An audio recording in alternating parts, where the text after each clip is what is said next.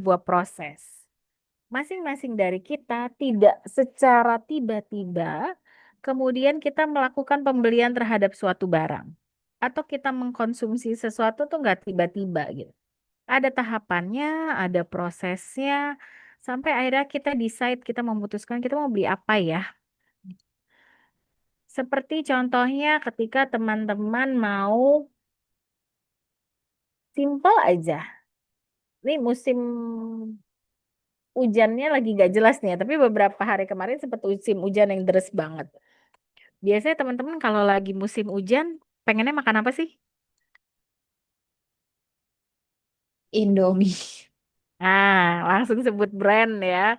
Pengennya pasti masak makannya Indomie gitu. Berapa hari kemarin tuh pas hujan deras banget, top of mind-nya kita, sesuatu yang muncul pertama kali di kepala kita itu langsung makan Indomie. Indominya yang kuah pakai cabe gitu ya buat yang suka pedas terus pakai telur. Udah gitu ya. Pasti itu yang selalu diomongin oleh semua orang. Nah, tapi untuk kita bisa punya top of mind-nya itu adalah Indomie yang selalu kita sampaikan atau kita ucapkan ketika kita memutuskan atau kita punya keinginan mengkonsumsi apa di situasi hujan, itu ada prosesnya dan prosesnya cukup panjang. Kalau kita mau menganalisis teman-teman, kenapa orang di Indonesia tuh? Saya tadi aja tanya ya, saya rasa dari 13 orang yang ada di ruangan ini, termasuk saya gitu ya, 14 orang. Untuk bisa punya jawaban hujan itu ingetnya Indomie, itu kan nggak tiba-tiba di kelas ini saya tanya terus kalian ngomong Indomie, enggak. Ada proses panjang, proses yang cukup lama. Prosesnya itu dari mana yang dimasuk dalam kategori prosesnya apa saja? Yang pertama, ketika kita terterpa iklan Indomie itu sendiri. Kita bisa tahu Indomie karena ada apa sih? Ada iklan kan? Ada publikasi dari media-media yang memasarkan, menginformasikan tentang produk Indomie itu sendiri. Selain itu, apakah hanya dari iklan saja? Enggak. Ada juga yang kita mendapatkan pengaruh dari orang-orang di sekitar kita. eh saya rasa kita waktu kecil semuanya sama, nggak mungkin tahu Indomie kalau misalnya atau kalaupun tahu iklannya, tapi kita nggak mungkin konsumsi Indomie kalau tidak diizinkan oleh orang tua kita, gitu ya, atau orang rumah nggak bikinin, nggak punya stok Indomie gitu. Itu dari rumah. Atau justru mungkin teman-teman yang keluarganya biasa hidup sehat nih nggak makan Indomie, tapi kalian jadi tahu Indomie itu dari temen, ketika teman sekolah mungkin atau jangan-jangan sekarang baru tahu Indomie dari teman kantor gitu. Jadi orang di sekitar kita itu juga bisa mempengaruhi sampai akhirnya kita jadi tahu bahkan mengkonsumsi sebuah produk. Dalam hal ini yang kita bahas soal Indomie. Kemudian apakah hanya dari orang kantor atau orang-orang di sekitar kita kita tahu Indomie? Sebenarnya enggak. Kita sendiri pun bisa tahu atau punya keinginan untuk mengkonsumsi. Ketika misalnya satu saat kita datang ke satu tempat, terus kita lihat atau ke minimarket kita lihat display mie instan gitu ya, terus kita tertarik untuk beli. Keinginan itu muncul karena adanya daya tarik dari packaging atau kemasan si produk itu sendiri. Ya, nah yang ingin saya sampaikan teman-teman, ketika kita ngomongin soal consumer behavior atau perilaku konsumen, kita punya perilaku hampir sebagian besar ya. Saya bisa mengklaim nih hampir sebagian besar orang Indonesia gitu ya. Ketika kita ngomongin soal hujan, makanan apa yang cocok selain ngomongin bakso, mie ayam gitu ya, dan kuah-kuah pasti akan ngomongnya itu Indomie. Karena itu sudah menjadi habit atau menjadi perilaku yang berulang dari kita ini konsumen di Indonesia. Dan itu prosesnya yang tadi saya bilang panjang. Dari kita kecil sampai kita dewasa gitu ya. Dari lingkungan kita yang di keluarga sampai kita lingkungan di luar gitu. Dan itu tidak ujuk-ujuk atau tiba-tiba menjadi sesuatu yang oke saya mau makan, saya mau beli. Enggak. Ya, jadi consumer behavior itu adalah sebuah proses. Nah, yang jadi menarik di sini teman-teman, ketika kita bicara consumer behavior dan ini adalah sebuah proses, apakah sama prosesnya antara si A, si B, si C? Tentu berbeda. Setiap orang punya proses yang berbeda ketika dia memutuskan untuk membeli atau mengkonsumsi sesuatu. Seperti yang tadi saya sudah sempat sampaikan, misalnya nih, Untuk Shelby misalnya waktu tahu Indomie dari mana nah? Pertama kali makan Indomie kapan Shelby? Waktu kecil deh, Miss. Pasti dari orang tua atau keluarga. Nah, jadi dari kecil tuh emang udah tahu gitu ya makan Indomie ya. Iya, Miss. Oke, kalau misalnya Rizky, Rizky Agusta pertama kali makan Indomie atau tahu Indomie dari mana? Dari iklan. Iklan TV. Oke, satu lagi nih saya mau tanya. Kalau Erlina, Erlina pertama kali tahu Indomie dari mana? Dari kecil, Miss, dari keluarga ya, dari kebiasaan keluarga. Dari kebiasaan keluarga. Nah, teman-teman bisa lihat dari tiga orang yang kita tanya nih di dalam ruang eh, Zoom kita, nih ruang kelas kita ini, semua punya eh, latar belakang atau prosesnya yang berbeda-beda. Yang dua nih dari keluarga, emang dari kecil. Tapi tadi Rizky bilang enggak dari iklan. Nah, disinilah yang tadi saya sampaikan bahwa dalam perilaku konsumen prosesnya berbeda-beda. Tidak semua mengalami proses yang sama yaitu taunya dari iklan, enggak semua gitu ya. Atau dari kecil enggak semua karena sebenarnya banyak juga keluarga yang tidak mengizinkan anaknya bahkan dari kecil gitu ya untuk mengkonsumsi Indomie karena dianggap itu kurang baik, makanan instan itu tidak baik gitu ya. Tapi setiap orang ketika akhirnya dia punya kebiasaan atau habit atau perilaku untuk mengkonsumsi Indomie, itu dia melalui proses. Mau dia dari orang rumah, mau dari iklan, intinya semua berproses. Ya, dan setiap orang punya prosesnya yang berbeda-beda. Gitu ya, tadi dari kita, oh sekarang nambah jadi 15 ya. Dari 15 orang yang di Zoom ini aja kita punya eh, prosesnya yang berbeda-beda. Kalau saya ditanya, saya dari keluarga gitu ya. Karena waktu zaman saya kecil, iklan tuh nggak terlalu eh, apa ya, nggak terlalu eksis, nggak kayak sekarang gitu ya. Karena zaman dulu kan cuma ada televisi ya, dan televisinya pun masih sangat terbatas untuk ada iklannya. Tapi tagline Indomie seleraku itu sudah sangat menempel dari saya masih kecil sampai sekarang dan itu menjadi tagline luar biasanya Indomie yang selalu dipakai oleh semua orang gitu ya. Oke. Nah, berikutnya apa sih yang dimaksud dengan consumer behavior gitu ya? Oke. Teman-teman saya izin jeda saja. Saya mau pindah table karena sebetulnya saya belum sampai rumah. Saya izin pindah table sebentar saja ya. Tolong eh,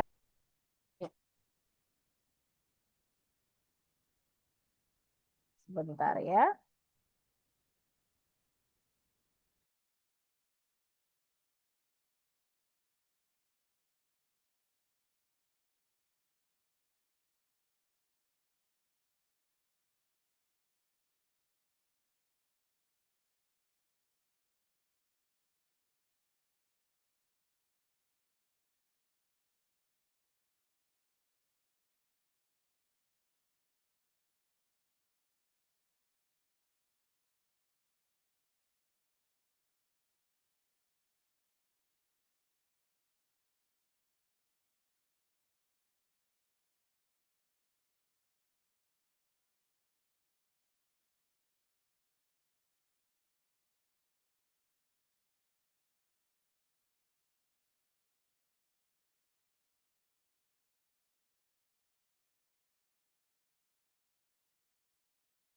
Oke, teman-teman. Ya, saya mohon maaf karena ini mencari posisi yang lebih nyaman gitu ya. Oke, baik. Saya lanjut lagi, saya share lagi.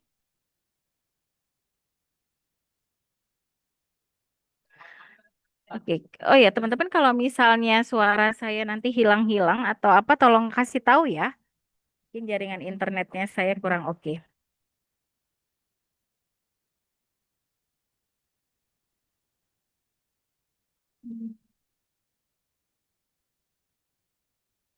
Oke. Sudah bisa terlihat?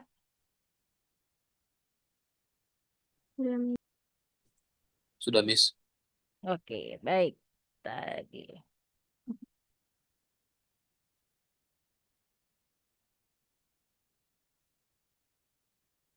Hmm, oke, sebentar ya.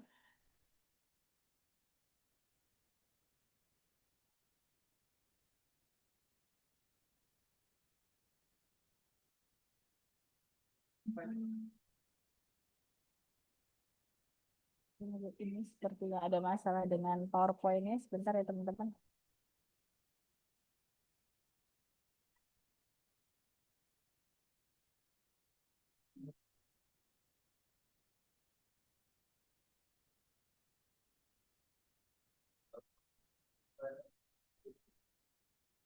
Hmm.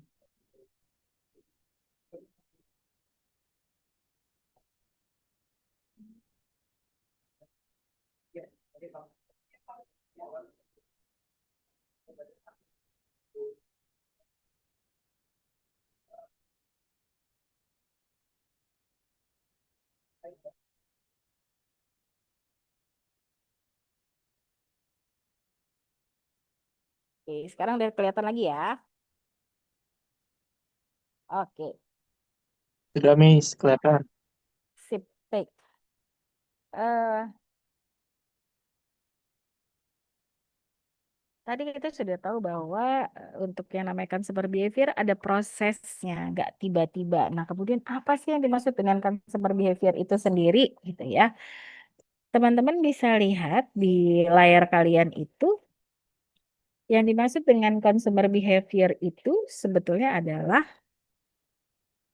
sebuah studi atau sebuah kajian sebetulnya bagaimana proses seorang individu itu atau grup gitu ya, dia memilih, kemudian membeli, bahkan menggunakan serta dispose. Artinya dia nggak pakai lagi produknya itu atau service itu prosesnya seperti apa gitu ya. Kemudian bagaimana pengalaman dari proses itu sendiri. Ketika seseorang sudah mengkonsumsi sesuatu, apa pengalaman yang mereka rasakan? Hasrat yang dirasakannya apa? Nah, itu yang sebetulnya inti dari eh, consumer behavior itu sendiri. Jadi yang poin-poin yang saya stabilo itu itu menjadi poin yang dititik beratkan di dalam consumer behavior. Bahwa tadi saya bilang orang ketika dia mau konsumsi sesuatu nggak tiba-tiba beli. Ada prosesnya. Untuk select, untuk memilih sesuatu itu ada prosesnya. Untuk membeli sesuatu pun ada prosesnya. Gitu ya. Misalnya kita ke minimarket. Saya bukan promosi Indomie ya, saya nggak ada hubungannya sama Indomie gitu teman-teman. Tapi saya rasa ini produk yang paling gampang kita ingat gitu ya, itu produk top of mind. Nah, sekarang saya mau eh, coba kita bayangkan ketika kita ke sebuah minimarket. Sekarang kan banyak sekali ya merek-merek atau produk-produk mie instan. Dari sekian banyak yang berjejer di minimarket gitu ya, atau di supermarket, di lorongnya untuk jual mie instan, itu kan bermacam-macam varian, bermacam-macam juga packagingnya gitu ya, dari yang warna-warni sampai yang polos gitu ya, macam-macam. Nah, sampai akhirnya teman-teman memutuskan untuk memilih salah satu brand, masukin ke dalam keranjang belanja kalian, itu ada prosesnya gitu ya, dan itu yang kemudian dibahas di dalam consumer behavior. Apakah hanya apakah hanya stop consumer behavior itu hanya stop ketika kalian masukin di keranjang? Tidak. Sampai kalian betul-betul membawa itu ke kasir, purchase, sampai kalian melakukan pembelian. Kenapa harus sampai melakukan pembelian? Karena kadang-kadang kita cuma lapar mata. Sama kalau ibaratnya kita di eh, belanja online gitu ya, cuma dimasukin keranjang, nggak di check out gitu ya. Ini buat teman-teman, saya nggak tahu. Kalau saya punya kepuasan tersendiri ketika akhirnya sudah bisa masukin produk itu ke keranjang. Teman-teman ngerasain itu juga nggak? Masalah check outnya itu urusan nanti, tapi masukin di keranjang aja tuh udah bikin kita happy gitu ya. Dan itu dialami oleh beberapa teman saya. Jadi di dalam perilaku konsumen atau proses untuk pembelian bisa sampai level masukin ke keranjang, menselect aja, itu sudah menimbulkan kebahagiaan. Nah, itu kalau kita belinya online. Nah, kalau kita belinya offline, ada orang-orang yang seneng aja masukin barang ke keranjang. Masalah dia bayar atau enggak, itu urusan belakangan. Ada orang yang senang masukin ke keranjang. Saya nggak tahu teman-teman pernah ketemu nggak orang-orang seperti ini. Dia suka masukin barang ke keranjang di supermarket. Habis itu keranjangnya ditinggal. Dia nggak sampai tahap purchase nih. Dia langsung tinggal aja barangnya, dia tinggalin keranjang yang penuh itu, terus dia pergi. Dia menemukan kebahagiaan. Nah, ini juga termasuk dalam levelnya perilaku konsumen. Jadi ada proses, ada tahapannya. Setelah dia select, dia memilih, dia purchase, melakukan pembayaran. Apakah cuma sampai situ? Enggak. Setelah orang beli, kemudian dia pakai atau enggak. Itu kita pelajari. Karena tidak selamanya kita membeli barang terus kita pakai barang itu. Contohnya mungkin waktu kita kecil. Atau kita sudah mulai tumbuh dewasa menjadi ABG gitu ya. Biasanya kita suka korban iklan, maunya pakai samponya A gitu. Padahal di rumah biasanya pakai samponya B. Atau kita mau pakai sabun mandinya A. Padahal biasanya di rumah pakai sabun mandinya B misalnya gitu. Nah, yang biasa melakukan pembelian ini siapa? Umumnya kalau kita masih kecil yang melakukan pembelian adalah orang tua kita. Dalam hal ini biasanya ibu. Jadi yang melakukan select purchase itu bisa berbeda-beda nih orangnya kadang. Kalau konteksnya adalah untuk di rumah gitu ya. Jadi bisa saja kita memutuskan untuk membeli sesuatu, tapi yang melakukan pembelian ibu kita, tapi yang gunain kita. Nah, itu juga bisa. Oke, jadi sampai tahap use. Apakah terus stop? Kita di use aja? Enggak. Ketika kita bicara tentang consumer behavior, bukan cuma sampai tahap use, tapi bahkan sampai tahap dispose. Kalau kita udah nggak mau pakai produknya lagi atau jasanya lagi atau ada sisa dari produk itu yang tidak kita gunakan, terus kita dispose-nya bagaimana? Kita membuangnya bagaimana? Kalau tadi saya sempat bicara tentang mie instan khususnya yang Indomie, kalau dispose dari produknya kan nggak ada ya, artinya kan semua kita konsumsi. Tapi yang jadi masalah di dispose untuk produk Indomie adalah kemasannya. Kalau teman-teman ingat bagaimana orang khususnya aktivis lingkungan mengkritisi bungkus Indomie yang katanya ada dari puluhan tahun yang lalu, itu bisa ditemukan di eh, laut atau bahkan di sungai-sungai yang ada di sekitar kita. Gitu ya, Indomie dari tahun yang bungkusnya dari tahun 80-an gitu, itu bisa ada kita temuin di tahun ini gitu. Dan itu kita temuinnya bukan di toko atau di mana, tapi justru di sungai, di laut, dan di tempat-tempat lain gitu. Yang artinya produknya kita ini tidak bisa daur ulang gitu, atau tidak bisa diurai oleh alam.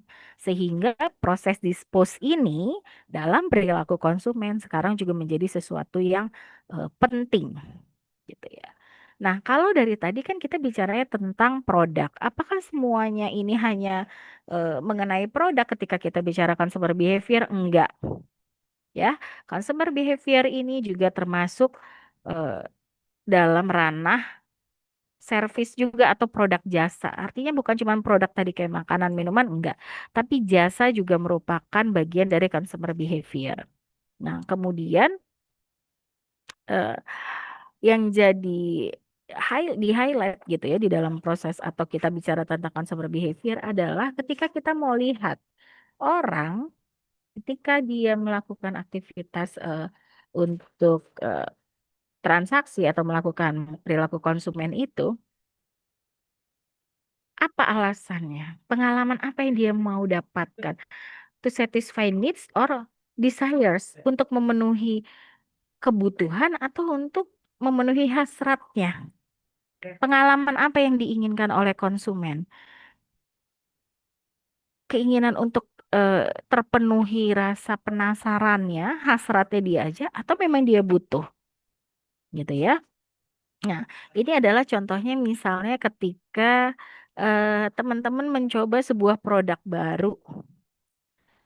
Apa sih produk yang sekarang lagi tren? Kita ngomongin produk jasa deh. Dari tadi kan kita ngomonginnya consumer behavior-nya soal eh, makanan gitu. Coba kita sekarang ngomongin soal tren yang sekarang lagi kekinian, jasa atau yang bukan dalam bentuk produk adalah olahraga, pedal. Siapa di antara teman-teman yang main pedal? Ada? Ada yang kekinian main pedal nggak? Ada nggak teman-teman? Mungkin Saya Adisti ya? Adisti main pedal? Iya, oke. Adisti, saya mau tanya, Adisti main pedal udah berapa lama? kenapa Miss? Adisti main pedal atau ikut olahraga pedal ini udah berapa lama? Kayaknya udah 2 bulanan deh. Hmm. Awal mulanya kenapa jadi pengen main pedal? Diajak teman. Terus kenapa Terus jadi bisa betah sampai 2 bulan main pedal? karena mungkin ketemu orang baru, terus kayak reklub sama orang-orang lain, jadinya bukan cuma olahraga tapi kayak eh ada kegiatan baru aja ketemu apa kenalan-kenalan teman baru gitu. Jadi yang awalnya cuman penasaran atau apa? Awalnya kenapa? Awalnya Selain penasaran diajak sih, teman? dan mungkin Oh, lebih mudah dari tenis juga ya cara mainnya. nah, oke. Terima kasih Adisti. Ada lagi yang lain yang main pedal selain Adisti? Oke. Nah, kenapa tadi saya tanya terkait dengan pedal, teman-teman? Pedal itu kan baru ngetrennya akhir-akhir ini ya, gitu ya. Eh, Padahal kalau di luar negeri mah udah lama gitu. Cuman untuk Indonesia sendiri baru jadi tren itu akhir-akhir ini. Seperti yang tadi saya tanya sama Adisti, apakah memang dari awal tertarik main pedalnya itu karena apa? Awalnya memang katanya diajak teman, tapi juga pengen tahu kan, apa sih yang lagi tren gitu. Nah, jadi pengalaman pertamanya seseorang dalam hal consumer behavior ini gitu ya, dia kalau kita mau analisis Adisti, dia select untuk akhirnya milih pedal pasti lewat proses karena oh mungkin dulu pengen main tenis misalnya siapa tahu gitu, oh dulu pengen main tenis cuman tenis tuh ribet gitu. Kayaknya ada nih olahraga yang kayak tenis tapi lebih enak nih. Badminton kurang oke, tenis agak berkelas tapi kok ribet ya. Mau main squash eh, kok ribet juga, nggak semua tempat atau lapangan squash itu lebih ribet gitu ya. Jadi ada nih yang baru namanya pedal, apalagi diajakin teman. Jadi menselek dari berbagai jenis olahraga dipilih satu. Kemudian melakukan purchase-nya gitu ya. Purchase dengan apa? Oh, sewa lapangan. Oh, ikut. Use-nya apa? Ikut main yang tadinya mungkin cuman ya ikut-ikutan dia dateng gitu ya. Ikut patungan sewa lapangan tapi awalnya cuman pengen lihat-lihat doang. Lama-lama akhirnya ikut main menggunakan. Nah, setelah menggunakan akhirnya menemukan apa nih? Yang tadinya desire hanya untuk memenuhi hasrat, jangan-jangan sekarang Edisti merasa, oh ini jadi needs gitu. Berdasarkan experience yang awalnya hanya untuk memenuhi desire, no. Sekarang ini udah mulai jadi needs-nya Adisti. Kenapa? Karena mungkin habis main merasa, oh badannya jadi enak, bergerak. Yang tadinya seharian misalnya di kantor cuma duduk, sekarang jadi bergerak. Atau justru tadi jadi punya temen, jadi banyak jejaringnya sama seperti teman saya, sama-sama dosen gitu. Dia yang awalnya mageran banget orangnya gitu. Akhirnya dia sok-sok ikut-ikutan tren pedal dan sekarang dia jadi edik. Kenapa? Karena dia bilang aku jadi punya banyak temen gitu. Yang tadinya dia orang rumahan cuman pulang kantor, udah pulang ke rumah main sama anak gitu. Sekarang dia punya hobi baru gitu. Dia punya relasi baru. Akhirnya yang desire tadi jadi needs, jadi kebutuhan yang memang dia butuh olahraga dan dia butuh jejaring gitu ya. Nah, ini teman-teman yang ingin saya sampaikan bahwa dalam proses consumer behavior ada hal-hal yang di-highlight ini menjadi hal yang penting. Dan setiap orang punya proses yang berbeda-beda, gitu ya. Sampai sini ada yang mau ditanyakan dulu? Kalau tidak, saya mau lanjut. Nanti kalau ada yang mau tanyakan langsung aja raise hand ya, teman-teman. Oke. Nah, berikutnya ketika kita bicara tentang tadi ya proses konsumsi itu sendiri, sebenarnya kita melihat kalau mau dibagi tiga, ya stage of consumption process itu ada yang Pertama itu di pre-purchase-nya, kemudian di purchase-nya itu sendiri, sampai akhirnya post-purchase.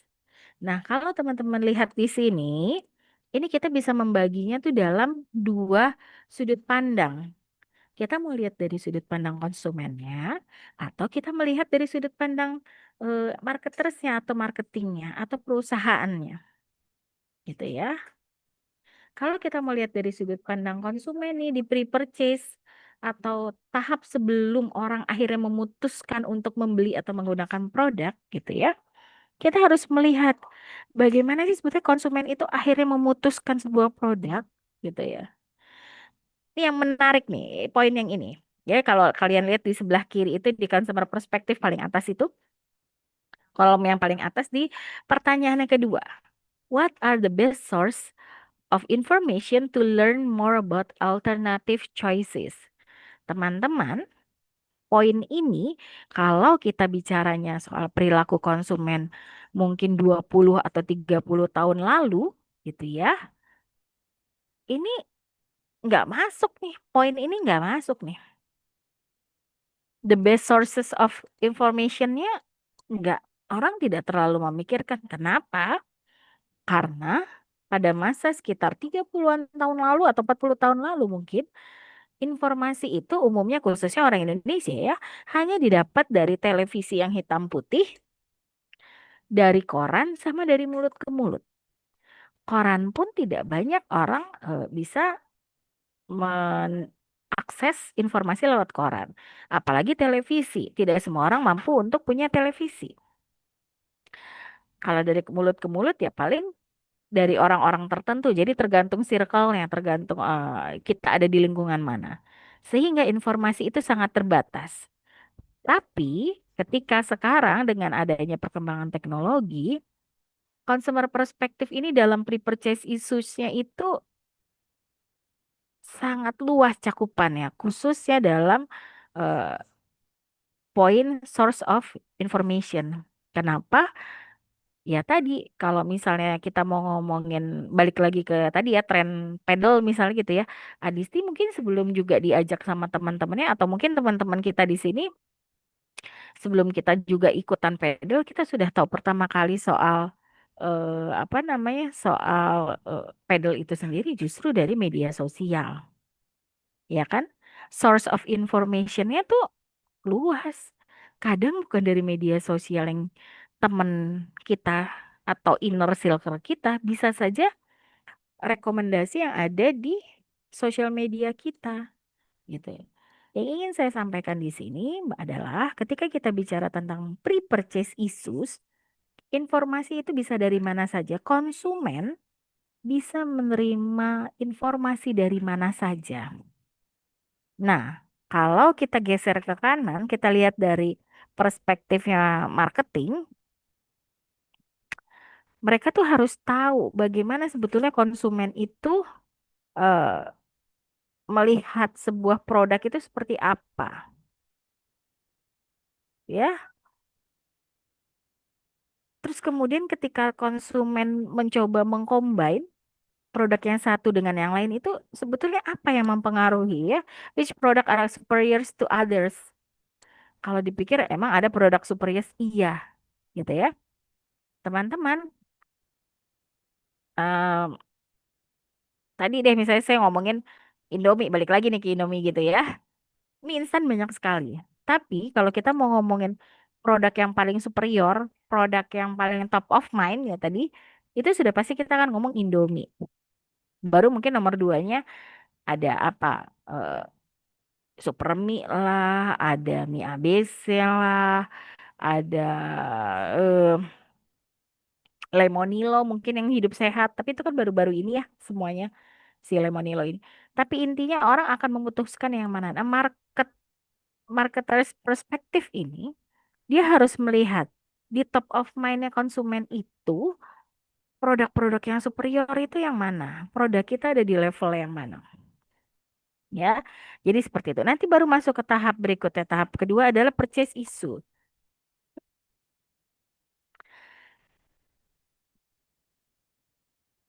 Ketika akhirnya eh, orang mengkonsumsi experience-nya seperti apa gitu ya. Baru nanti post purchase-nya akhirnya orang mau beli lagi nggak sih gitu.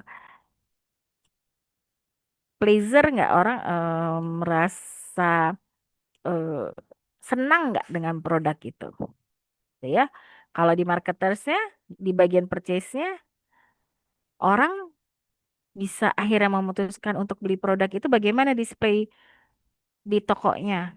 Teman-teman, kalau teman-teman, saya rasa teman-teman di sini sudah tahu ya bagaimana display sebuah produk itu di minimarket ya. Kalau produk yang laris, yang top of mind, dia akan di display itu sejajar dengan mata dan sejangkauan tangan. Artinya dia tidak akan di display di bawah atau di paling atas. Dia umumnya sejajar dengan mata pada umumnya, ya tinggi orang Indonesia pada umumnya gitu ya, dan juga sejangkauan mata.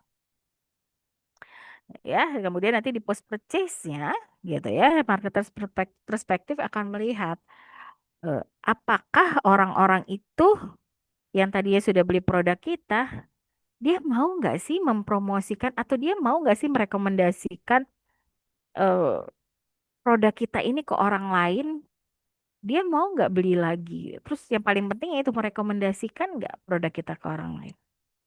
Karena sebetulnya eh, cara marketing yang paling ampuh yang bisa mempengaruhi orang untuk membeli itu sebenarnya bukan iklan, tapi word of mouth. Ya, teman-teman pasti sudah pernah dengar istilah word of mouth itu gitu. Itu paling efektif. Misalnya kayak tadi Adisti, Adisti tadi sudah bilang dari awal kalau ya saya jadi tertariknya karena diajak temen. Sebetulnya awalnya ngomong kayak gitu tadi ya, diajak temen gitu. Bukan karena cuma lihat IG, tapi emang temen dulu ngajak. Kadang kita cuma lihat IG, oh ya tertarik. Tapi yang akhirnya membuat kita decide memutuskan, oke saya mau beli ini gitu, atau saya mau konsumsi ini ya, karena temen kita yang ngomong gitu ya. Nah ini adalah prosesnya. Nah coba kita sama-sama diskusi dulu ya, yang saya ingin tanyakan di sini. Teman-teman, ketika kalian mau akhirnya memutuskan membeli sebuah produk, yang paling sering mempengaruhi apa? Atau yang akhirnya kalian, unsur apa yang akhirnya bikin kalian, oke saya mau beli sebuah produk gitu. Kira-kira apa? Kalau tadi misalnya Adisti udah bilang, oh ya saya akhirnya main pedal karena diajak temen gitu. Mungkin selama ini seliweran di Instagram atau TikToknya Adisti gitu orang main pedal ya, tapi kemudian akhirnya sampai decide, oke saya butuh deh atau saya kayak mau deh pakai produk itu dari mana? Ternyata dari teman. Nah, teman-teman yang lain kira-kira punya pengalaman apa untuk pengalaman terkait menggunakan produk atau membeli sesuatu? Ada yang mau sharing? Kalau Shirley deh, Shirley Anugrah. Ya, Miss. Shirley, Hmm. kira-kira produk apa yang, atau gini, kamu kalau mau beli produk atau mencoba sesuatu, biasanya apa yang mempengaruhi? Aku parfum, Miss. Waktu itu aku pernah Hmm. datang ke sebuah acara gitu. Terus Hmm. kasih sampel parfum gitu. Sebelumnya aku Hmm. lihat gitu loh, kayak di TikTok kayak ini human sering lewat. Tapi aku nggak pernah tertarik untuk beli gitu. Pas dikasih sampelnya, terus kayak ternyata aku suka. Akhirnya aku beli yang gedenya. Oke, jadi karena dikasih sampel dulu ya, gitu. Tapi sebelumnya memang sudah pernah tahu, oh ini ada produk parfum namanya Humans gitu ya, gitu. Oke, baik Betul. Sherry. Terima kasih. Iya, jadi teman-teman sekarang kan banyak sekali ya parfum-parfum lokal yang seliweran gitu ya, dan itu juga mendorong orang akhirnya jadi tertarik untuk, oh saya pengen coba gitu. Tapi yang menarik di sini adalah yang disampaikan Shirley bahwa Shirley bisa dapat sampelnya dulu. Jadi kita membeli sesuatu juga atau mengkonsumsi sesuatu, memutuskan untuk mencoba sesuatu karena ada trialnya, ada sampelnya dulu. Gitu. Baru kita akhirnya mau beli gitu ya. Terima kasih Shirley untuk share ya. Ada yang lain mungkin? How do you decide that you need a product? Akhirnya kita memutuskan, oh saya kayak butuh produk ini deh. Saya mau beli di produk ini. Kira-kira ada nggak? Kalau aku mungkin kerudung ya, Miss. Jadi, Hmm. ya menurutku karena menurutku kadang aku tuh ngerasa ada beberapa kerudung yang pada saat aku pakai tuh kurang cocok. Dan waktu itu Hmm. aku ngeliat ada kerudung instan, tapi tuh jadi kan kalau misalnya dulu kan kerudung tuh paling kerudung segi empat, pashmina sama bergo. Kalau Hmm. misalnya kerudung segi empat itu kadang tuh proses untuk pakainya itu lebih lama karena kita harus setrika dulu atau kadang lingkarannya tuh kurang sempurna gitu kan. Terus kalau pashmina kadang muka kita jadi kelihatan bulat banget dan kalau bergo tuh kayaknya kurang cocok untuk ke acara-acara yang formal atau untuk pergi-pergi gitu karena terlalu santai dan belakangan ini beberapa brand hijab itu mulai ngeluarin kerudung instan yang tetap fashionable tapi tetap nyaman dan juga benar-benar instan jadi kita nggak perlu ribet pakainya jadi pada saat itu aku ragu untuk beli karena kayak takut nggak bisa pakainya tapi akhirnya aku coba untuk sekali beli dan ternyata cocok dan nyaman banget. Dan waktu itu aku pakai ke kuliah dan ternyata teman-teman banyak yang ngekomplimen dan jadi ikutan tertarik juga untuk beli hijab itu gitu sih, Miss. Oke, terima kasih Elza. Ya, jadi kadang kita muncul memutuskan untuk beli produk itu ya seperti Elsa itu ya, memang sebetulnya emang butuh gitu. Kerudung itu buat Elsa karena memang Elsa berhijab ya, itu harus dipakai tiap hari. Tapi proses untuk akhirnya memutuskan gitu ya, menggunakan produk yang tadi ya kerudung instan itu ada prosesnya gitu. Decide-nya kan tadi ya pertimbangannya banyak tuh tadi Elsa sudah sampaikan gitu. Nggak mungkin ya kalau misalnya kuliah atau misalnya eh, lagi ada pesta kawinan terus kok pakainya bergo kayaknya nggak cocok ya gitu kan. Kalau bergo sih kalau cuma buat santai-santai atau ke mall masih bisa deh, tapi nggak fashionable nih gitu ya. Tapi kalau misalnya harus pakai pasmina, ih riweuh muter-muter gitu. Apalagi kalau udah udah telat gitu ya mau pergi kemana-mana harus bikin ininya. Wah nanti kelilit ke sini malah nanti kanan kiri. Apalagi kalau kita orang yang perfeksionis, kanan kirinya nggak eh, sinkron gitu panjang ininya, nanti nggak mau lagi. Jadi ada ada proses yang membuat akhirnya Elsa memutuskan dan teman-teman saya rasa ini juga yang kita alami.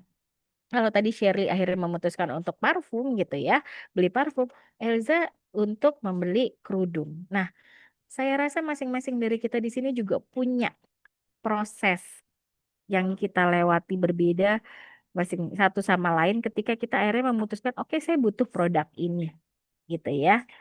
Atau justru, oh saya nggak butuh produk ini, gitu ya. Nah, kemudian kita coba reflection yang kedua. What about a purchase make it pleasant or stressful for you? Gitu ya. Kalau tadi Shirley saya rasa dengan testernya akhirnya bikin jadi mau beli gitu tadi ya, jadi mau nyoba ya. Sama Elza juga tadi. Akhirnya cocok nih pakai kerudung instan. Nah, saya mau dengar dong ada nggak eh, pengalaman teman-teman yang mencoba sesuatu akhirnya bikin jadi nggak suka jadi ini yang bagian yang stressful ini akhirnya nggak mau lagi beli gitu atau nggak mau lagi nyoba produk itu ada nggak pernah nggak Kalau aku paling sabun cuci muka, Miss. apa Fakih Kalau aku sendiri, sabun cuci muka, salah satu sabun cuci produknya. muka oh Iya, kenapa apa yang kamu alami karena kan, apa namanya, waktu itu aku direkomendasi sama teman-teman gitu kan. Ada Hmm. satu produk itu direkomendasiin, bukan teman aku satu itu doang, tapi beberapa orang tuh rekomendasiin juga gitu kan. Sampai di TikTok pun nggak tahu tiba-tiba tuh munculnya sabun cuci muka itu gitu kan. Dan Instagram segala macam gitu. Terus akhirnya aku beli, ternyata nggak cocok, malah bikin muka aku kering, terus malah makin jerawat segala macam gitu. Terus aku nggak mau lagi beli produk itu. Gitu Miss balik. Oke, terima kasih Faki. Apalagi kalau kemudian nggak cocoknya sampai kita jadi cukup lama akhirnya berjerawat, mukanya kering, merah-merah gitu ya. Akhirnya bikin stres ya, bukannya bikin seneng malah bikin stres. Oke, terima kasih Faki. Itu yang sering kita alami ya. Coba-coba skincare atau sabun cuci muka lah, sabun atau hand body gitu ya. Teman-temannya akhirnya malah kita nggak cocok. Oke, terima kasih Faki. Ada lagi nggak selain Faki yang punya pengalaman stressful gitu? Aku Mung- pernah sih, si- Miss. Apa Talita? Ini mungkin bukan produk kali ya, tapi kalau beli tiket konser Oke, itu silakan. kan Apa itu? pasti harus prosesnya ribet ya. Eh, Hmm, Harus war hmm. dan segala macamnya. Saya belum pernah, saya sendiri pribadi belum pernah berhasil kalau misalnya war tiket konser.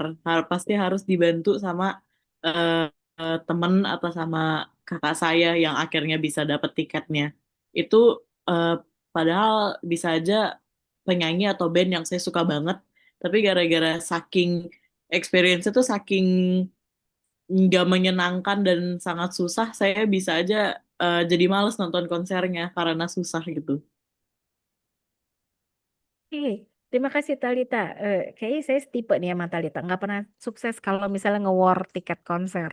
Jadi saya juga sama teman-teman saya ada nih satu grup yang memang dia kalau kita bilang tangannya wangi gitu ya. Jadi dia selalu bisa dapetin tiket buat kita-kita. Nah, memang sekarang kan trennya orang seneng banget ya nonton konser ya. Ini menarik teman-teman kalau tadi kita ngomongin produk yang disampaikan Talita nih sebetulnya jasa gitu ya, entertain gitu. Yang ternyata yang harusnya bisa bikin kita seneng bisa juga bikin kita stressful ketika proses untuk bisa mengkonsumsinya nggak mudah gitu ya. Karena ada istilah nge-war itu. Ya, jadi menarik nih sharing dari Talita bahwa sebuah jasa ya yang harusnya entertain, bikin kita seneng, dalam prosesnya ternyata untuk proses purchase-nya itu bisa membuat kita stressful. Nah, ini kalau tadi teman-teman masih ingat ya di tahap apa di proses tadi yang saya bicara tentang eh, customer behavior bahwa ada step di mana dalam prosesnya itu kadang bukan kita yang purchase tapi kita yang use. Misalnya kayak tadi beli tiket konser itu, Talita karena stres dalam eh, ngewarnya, dia nggak mau purchase nih, tapi ketika use atau menggunakan jasanya mau gitu ya Talita ya, karena memang nggak mudah tuh yang namanya nge-war gitu ya. Oke, terima kasih Talita, menarik ya. Ada lagi mungkin teman-teman yang lain yang punya pengalaman tidak menyenangkan atau stressful gitu ya, ketika kita coba untuk membeli atau mengkonsumsi sesuatu, bahkan jangankan cuman beli, konsumsi juga udah nggak suka gitu ya. Ada nggak? Tadi Faki udah, Talita udah. Coba yang lain silahkan. Ada nggak punya pengalaman apa? Biasanya ini Miss, beli barang di Shopee kan suka murah kan. Hmm. Terus videonya Hmm. tuh bagus-bagus gitu kan. Terus kayak wah lumayan nih rak sepatu atau apa. Taunya pas datang dirakitnya susah. Taunya pas dipasang nggak komplit kayak gitu. Jadinya bukannya murah malah harus beli 2 kali lebih mahal gitu. Oke, terima kasih Adisti. Nah, ini yang sering sekali jadi eh, komplainan orang-orang yang belanja online ya, ketika udah purchase-nya kadang tidak mudah gitu ya. Apalagi kalau teman-teman nge-war-nya, ya, dalam tanda petik nge-war-nya di eh, payday ya. Payday itu setiap tanggal 25 gitu ya. Atau pas tanggal gembar. Nah, itu biasanya kan susah tuh ya. Karena produknya terbatas atau yang flash sale gitu ya. Tapi ternyata pas datang tidak sesuai dengan yang kita harapkan. Nah, itu juga sering terjadi gitu ya. Makanya eh, yang namanya review itu menjadi sangat penting untuk kita lihat gitu ya dalam proses purchase. Nah, jadi itu yang tadi saya bilang teman-teman, setiap orang punya pengalamannya nih masing-masing gitu ya dalam prosesnya. Kemudian yang pertanyaan ketiga nih, when using the product, what determines if the experience is pleasant? Kira-kira unsur apa aja sih yang sebetulnya kemudian eh, menjadi faktor penting atau yang menjadi eh, hal mendasar sampai akhirnya kita bilang, oke, saya punya pengalaman yang menyenangkan tentang produk itu gitu. Kira-kira apa? Ada nggak yang punya pengalaman ketika beli produk memang oke sesuai saya suka. Kalau tadi kan sudah tuh Elsa hijab gitu ya. Ternyata cocok, bahannya enak, bisa lebih cepat pakainya gitu. Yang lain ada nggak? Adisti tadi udah yang eh, nyoba pedal gitu. Saya mau dong dengar satu pengalaman lagi dari teman-teman yang ketika menggunakan sebuah produk akhirnya itu suka, terus yang faktor yang bikin sukanya apa sih yang paling menonjol gitu. Coba Nadia, kira-kira ada nggak pengalamannya Nadia menggunakan produk terus suka? Nah, faktor apa yang bikin suka dari produk itu? Ada nggak Nadia? Eh, biasanya ini sih Miss, kalau misalnya beli make up, misalnya Hmm. kayak cushion gitu kan biasanya aku suka scroll dulu dari influencer gitu kan Miss buat review dari produknya itu. Biasanya aku nyesuaiin sama undertone kulit aku. Nah, aku cari dari influencer yang mungkin undertone-nya sama kayak aku juga Miss. Nah, setelah itu mungkin aku bisa ke drugstore-nya langsung buat cobain si cushionnya itu apakah cocok di kulit aku atau enggak. Nah, setelah setelah mungkin menurut aku cocok, baru aku beli gitu, Miss. Nanti pas udah dibeli, kan otomatis nanti aku pakai buat sehari-hari, Miss. Nah, biasanya aku nentuin barang itu cocok atau enggak tuh pas ini sih, Miss. Udah dipakai berjam-jam cushionnya itu kan kalau kulit aku tuh agak berminyak gitu Miss. Nah biasanya kalau pakai cushion tuh suka crack gitu.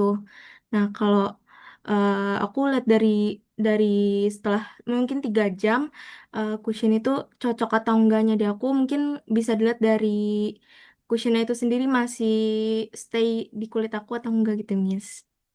Oke.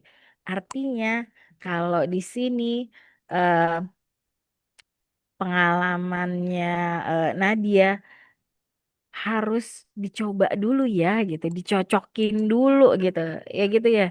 Iya Kemudian Miss. yang akhirnya, pokoknya experience-nya itu ya karena memang cocok gitu ya. Yang menjadi alasan suka itu karena memang udah dicoba cocok sesuai dengan kulit ya. Dan itu biasanya tunggu berapa lama sampai akhirnya cocok tadi sebelum 3 jam mungkin Miss. Biasanya udah nah, kelihatan hasilnya gitu. oke. Nah, itu jadi nggak ada yang instan ya teman-teman. Yang ingin disampaikan sebenarnya dari poin ketiga ini adalah nggak ada yang instan. Semuanya ada prosesnya dan ada alasannya. Kenapa kita suka sebuah produk atau menjadi sebuah eh, perilaku konsumen. Ya, semuanya itu ada pendorong atau ada alasannya. Oke, nah berikutnya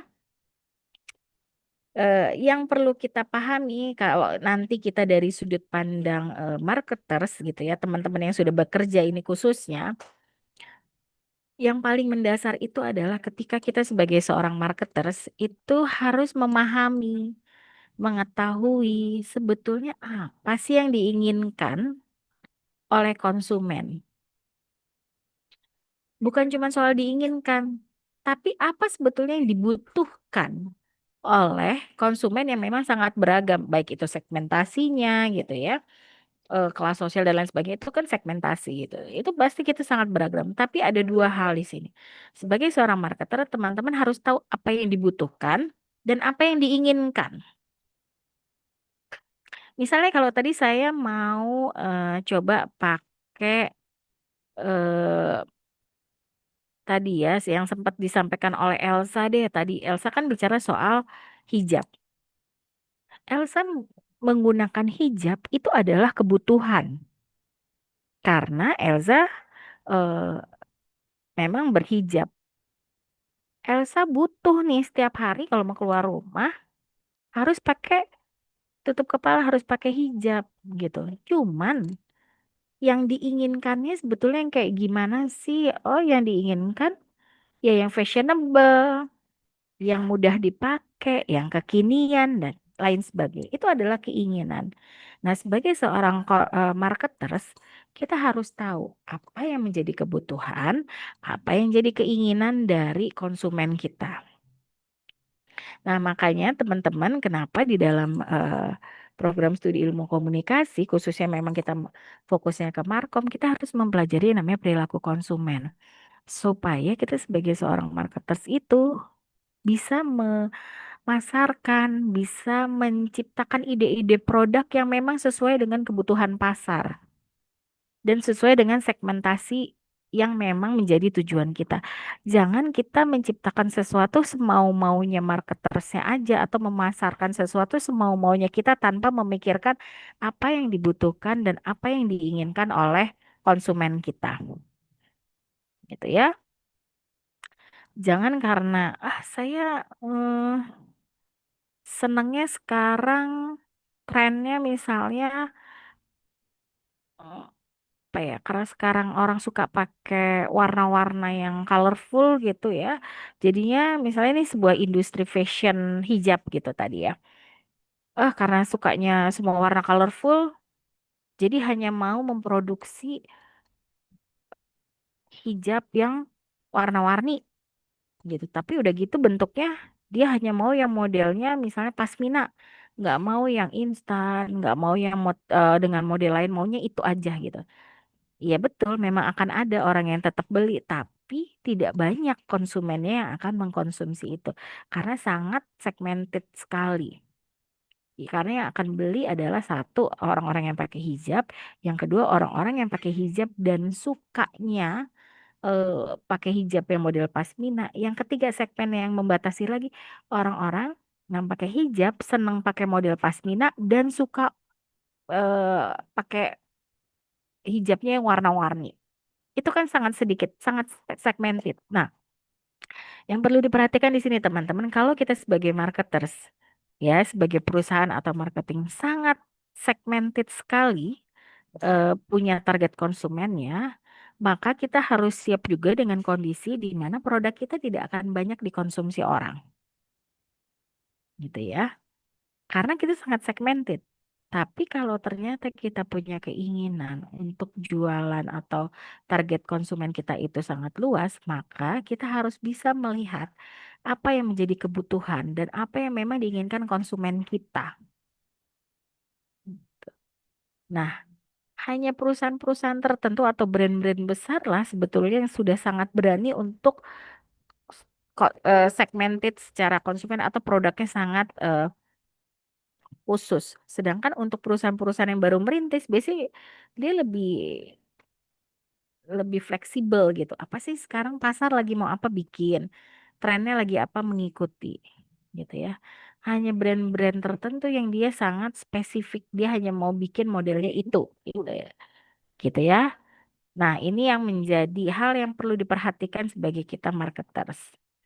Nah, ketika kita ngomongin soal segmented, ada yang namanya segmented consumer berdasarkan demografik. Demografik itu apa saja yang bagian dari demografik? Yang pertama usia, gender, komposisi dalam keluarga atau family structure, ya, kemudian social class, pendapatan setiap orang, ras, ya, atau etnisitas, dan kemudian geografinya. Misalnya contohnya seperti ini, teman-teman usianya kan rata-rata berapa sih kalian rata-rata nih usianya 20, 30, 40? Ya, paling 20 30 lah saya rasa ya kalau teman-teman sekarang. Nah, di usia-usia yang teman-teman ini kalau misalnya sebuah perusahaan gitu ya dia mau promosiin produknya, pasti dia akan pilih mempromosikannya lewat media sosial. Kenapa? Karena di usia teman-teman ini habis waktunya dari 24 jam kita kerja ya rata-rata 8 jam lah ya gitu ya kalau itu. Dari 24 jam itu 8 jam kerja hmm, kalau dihitung kemudian total kita megang handphone, main media sosial, itu kalau diakumulasi semuanya bisa-bisa mungkin sekitar 4 jam. Atau bahkan ada yang 5 jam. Kenapa saya bisa bilang 4 sampai 5 jam? Ya di sela-sela 8 jam kita kerja aja, paling nggak kita 10 menit iseng atau pas jam makan siang setengah jam buka handphone ya kan. Lihat-lihat media sosial gitu ya. Nah, maka kita punya akses ke media sosial itu sangat tinggi penggunaannya. Maka ketika kita sebagai seorang marketers, kita punya target marketnya adalah usia-usia yang 20 sampai 30 tahun yang sangat aktif menggunakan media sosial, ada baiknya kita mempromosikannya lewat media sosial atau gender. Teman-teman, kita tahu bahwa yang memang eh, sangat peduli dengan penampilan, dalam hal ini adalah kecantikan atau penampilan muka gitu ya, wajah, itu umumnya adalah perempuan. Bukan berarti laki-laki enggak ya, tapi umumnya adalah perempuan, gender yang feminim perempuan. Maka target market kita kalau kita adalah perusahaan skincare ya fokusnya ke perempuan. Gitu. Atau kalau ternyata enggak, kami memang kami produk skincare tapi untuk laki-laki. Sangat spesifik, sangat segmented sekali. Bisa saja kalau teman-teman tahu produk Kaf ya, ada itu ya, produk Kaf itu kan sangat segmented laki-laki sekali gitu. Itu juga bisa gitu ya. Jadi eh, teman-teman ketika kita ngomongin soal segmentasi konsumen, demografi ini nggak bisa eh, kita kesampingkan. Ada hal-hal yang perlu kita perhatikan. Siapa yang jadi segmentasi kita? Berdasarkan usianya dia kah? Mau gendernya, mau perempuan atau laki-laki? Atau family structure di sini misalnya kalau eh, dia itu sebagai kepala keluarga, dia si breadwinner-nya kah? Dia yang sebagai anaknya kah? Atau bagaimana? Gitu ya.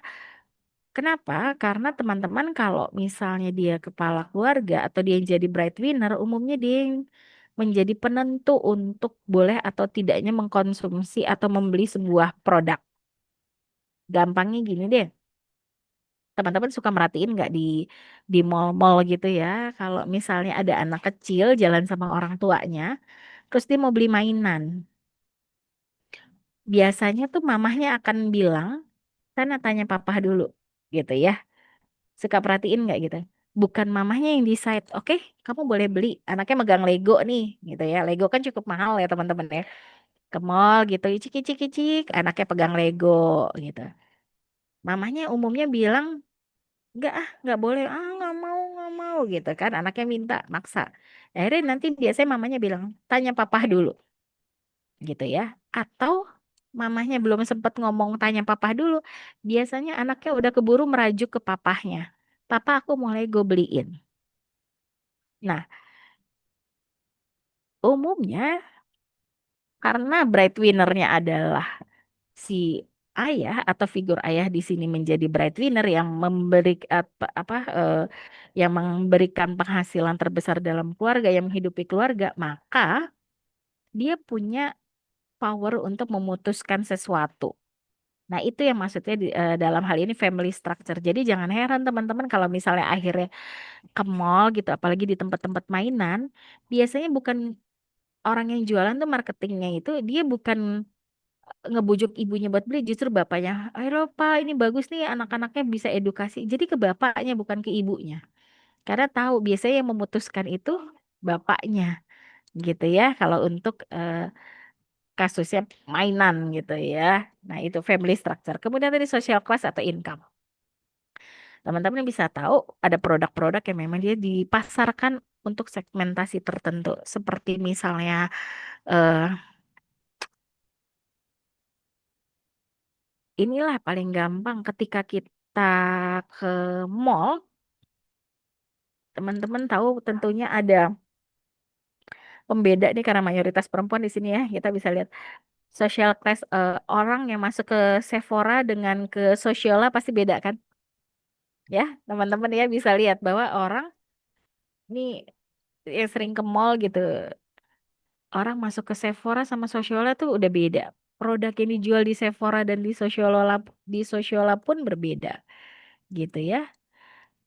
Karena memang social class atau income dari segmentasi pasar yang dituju itu juga berbeda-beda gitu ya.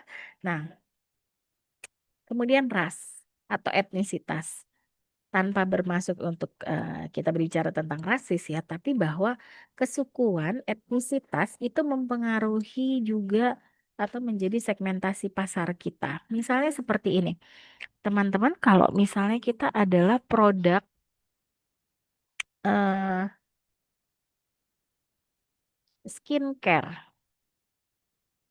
Kalau kita mau jual skincare-nya itu untuk di Indonesia, sebetulnya kan kandungannya akan berbeda dengan produk yang kita jual di Eropa. Kenapa? Karena di Indonesia itu apa kadar UV-nya harus lebih tinggi dibandingkan dengan di Eropa. Ya enggak? Tentu akan berbeda tuh.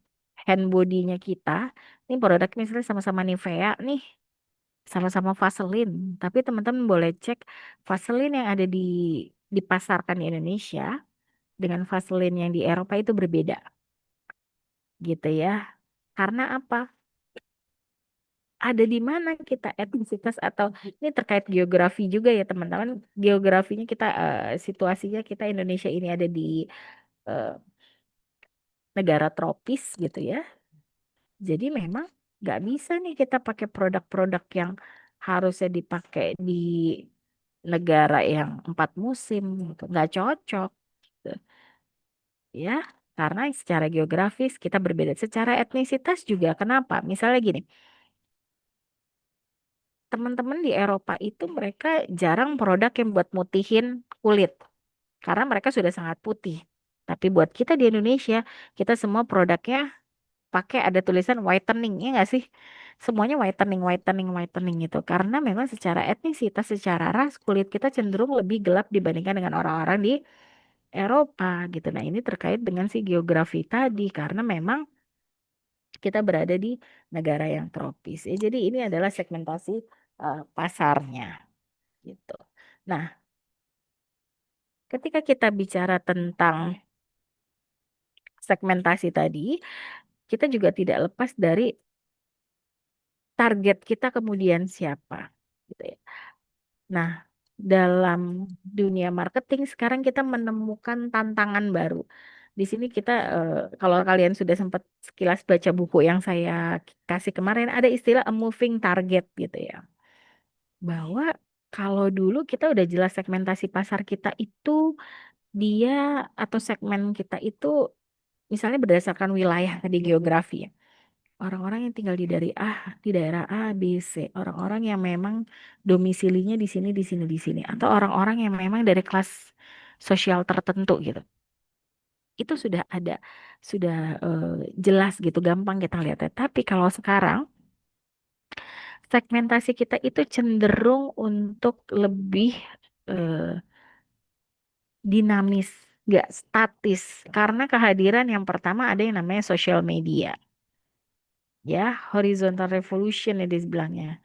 Bukan kenapa? Karena media sosial itu membuat segmentasi kita tuh jadi lebih cair juga. Kenapa? Karena kita eh, tidak bisa hanya bilang, oh kalau orang yang pakai misalnya apa tadi eh, sosiola ya hanya orang-orang yang dari kelas menengah tertentu. Kalau untuk kita lihat store-nya di eh, secara offline kita bisa lihat siapa yang masuk. Tapi kalau kita mau lihat siapa aja yang akses IG-nya atau misalnya beli online-nya, kita nggak bisa dengan kasat mata melihat itu. Datanya sangat spesifik yang punya mungkin hanya perusahaannya, gitu ya. Karena kemunculan media sosial yang membuat orang bisa dengan mudahnya mengakses, bisa dengan mudahnya untuk mencari informasi gitu tanpa kita tahu ini apakah sesuai target kita atau enggak. Nah, yang menarik sekarang adalah welcome to the metaverse. Teman-teman, ada yang udah pernah lihat nggak sih metaverse itu seperti apa gitu secara akses mandiri? Mungkin kalian ada yang punya akun metaverse mungkin? Kalau saya sih belum pernah, tapi artinya saya tidak punya akun metaverse-nya, tapi saya bisa melihat beberapa video terkait metaverse. Nah, terkait moving target. Kalau misalnya sebelumnya orang-orang itu kan kalau kita mau belanja sesuatu, ya kita lihat barangmu dan barang kamu itu kita konsumsi, ya secara langsung kita bisa interaksi, kita konsumsi. Tapi kalau di dalam metaverse, apakah barangnya kita gunakan secara nyata? Kan enggak kan? Metaverse itu kan mirip kayak kita main apa? Apa yang sekarang lagi terkenal itu Roblox, ya kan? Hampir mirip-mirip kayak gitu. Atau kalau zaman dulu kita kenal ada namanya Sims, The Sims. Nah, itu tuh mirip-mirip seperti Metaverse. Cuman bedanya sekarang Metaverse ini betul-betul produk-produk brand-brand besar itu dia jualan tokonya di Metaverse itu. Jadi kalau teman-teman misalnya di dunia nyata pakainya Louis Vuitton, ya di sana kalian juga belinya Louis Vuitton gitu. Kalau di sini misalnya pakai kosmetiknya juga harus beli di Sephora, di Metaverse itu kita juga di dunia maya itu kita juga belinya si Sephora. Gitu ya, yang ini moving target ya bahwa ketika kita mengkonsumsi sesuatu kita bukan cuma sesuatu yang digunakan dalam dunia nyata, tapi juga yang ada di dunia maya gitu ya. Sampai sini ada yang mau ditanyakan dulu teman-teman? Kalau ada yang mau ditanyakan bilang ya. Nah, dalam dunia consumer behavior kita belajar juga yang namanya big data bahwa ketika kita mau menentukan apa segmentasi pasar gitu ya, kita harus tahu atau melakukan analisis data karena sekarang semuanya terkoneksi seperti eh, tadi siapa yang sempat sharing bahwa bisa tahu karena ada banyak iklan yang muncul di media sosialnya gitu ya. Nah, ini bisa muncul iklan-iklan ini di media sosial karena kita tahu ya ada yang namanya big data atau paling gampang kita kenal dengan algoritma gitu ya. Semuanya terkoneksi. Yang tadinya kita nggak tahu karena teman kita pakai atau mengkonsumsi itu akhirnya kita jadi tahu karena muncul di media sosial kita gitu ya. Nah,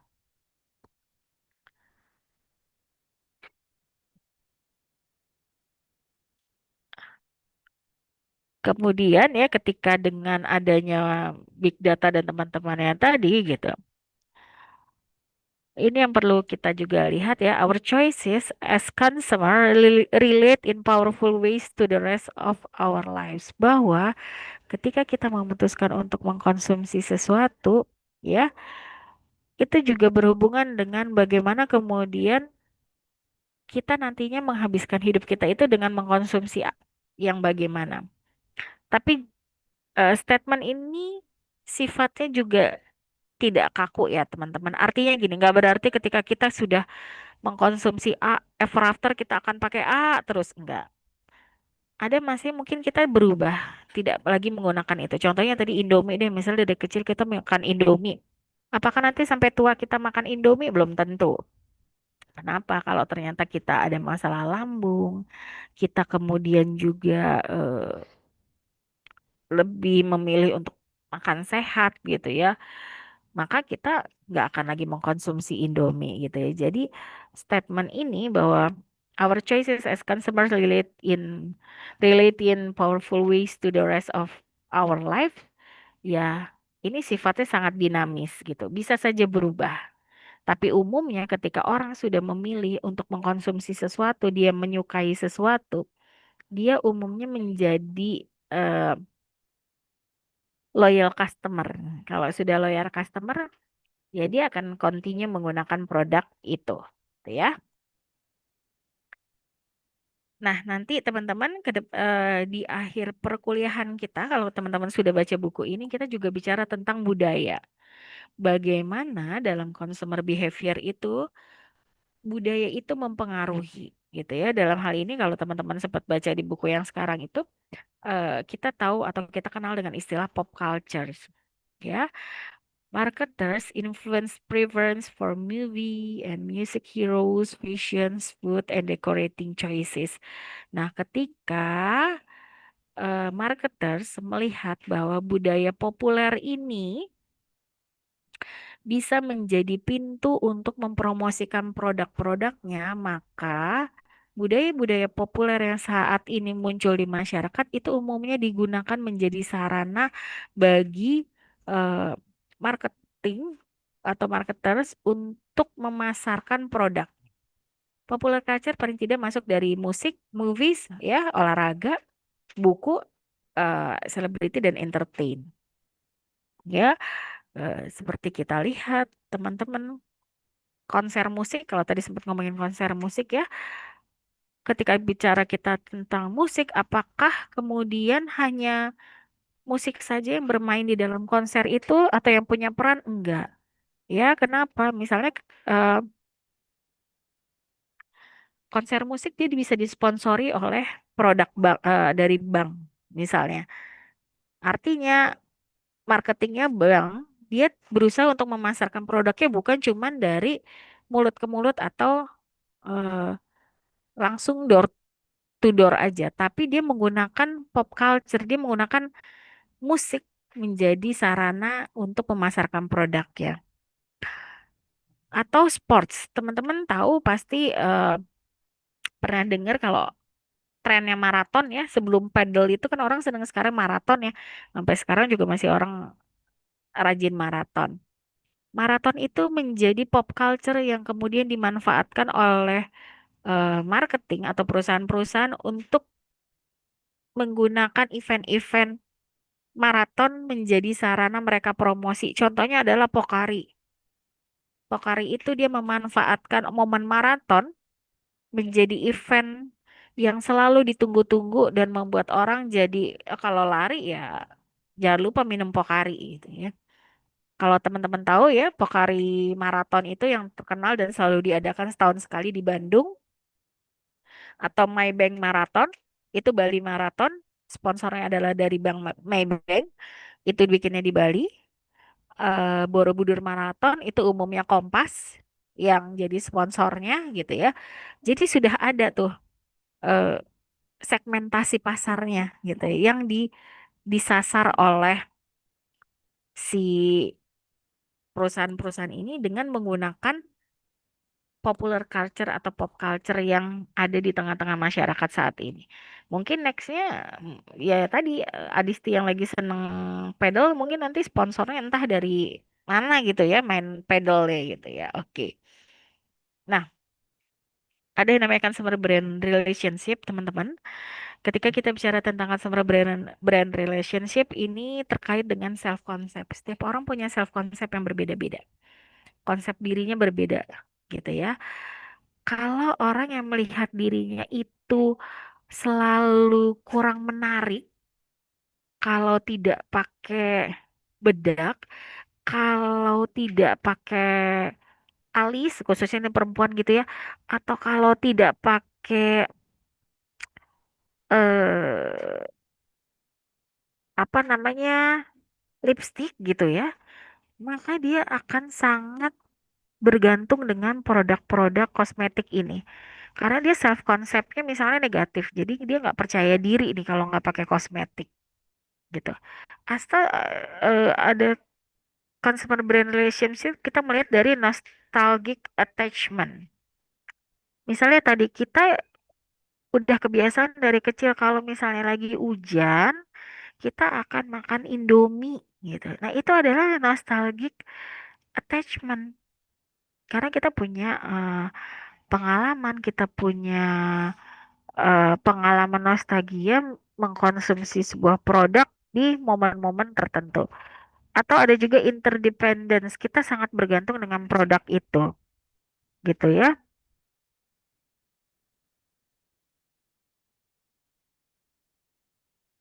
Misalnya, kalau hari ini nggak minum kopi, kita kayaknya kayak nggak bisa fokus kerja gitu ya. Nah, teman-teman ini mungkin buat kita-kita yang kerja ya, kita terbiasa sekali setiap pagi harus minum kopi. Dan kopinya mungkin dari brand tertentu misalnya. Nah, ini adalah bentuk dari consumer brand relationship. Dan yang terakhir adalah soal love, kesukaan, kecintaan kita terhadap sesuatu. Kita kalau udah jadi loyal customer, kalau misalnya udah suka satu brand, itu aja.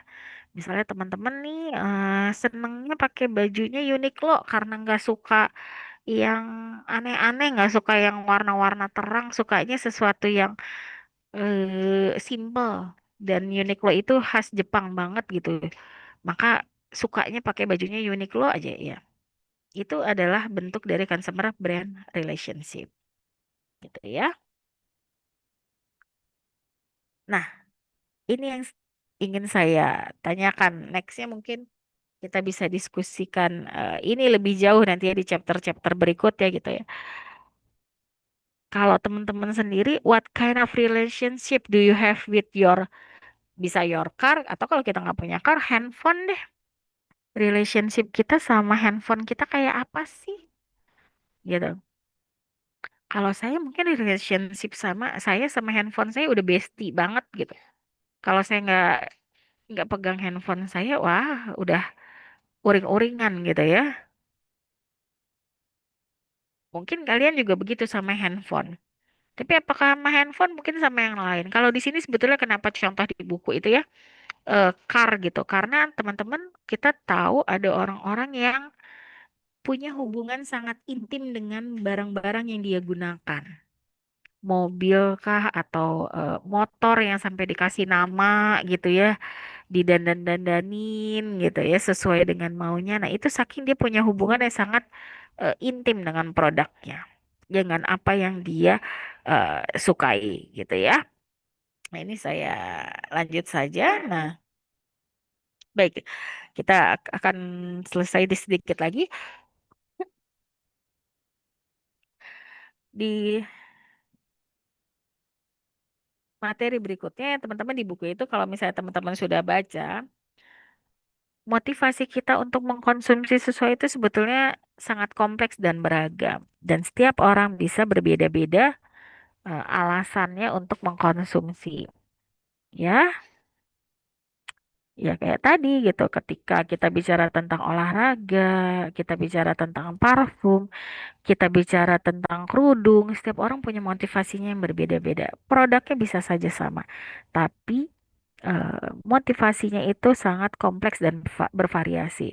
Misalnya kayak tadi kita bicara tentang pedal, ada orang yang mungkin memang olahraga pedal karena pengen sehat, atau ada orang yang memang alasannya dia ikutan pedal karena pengen tren kekinian. Ada juga mungkin orang yang karena tadi kayak teman saya bisa membangun jaringan gitu ya, jadi banyak alasannya, gitu ya.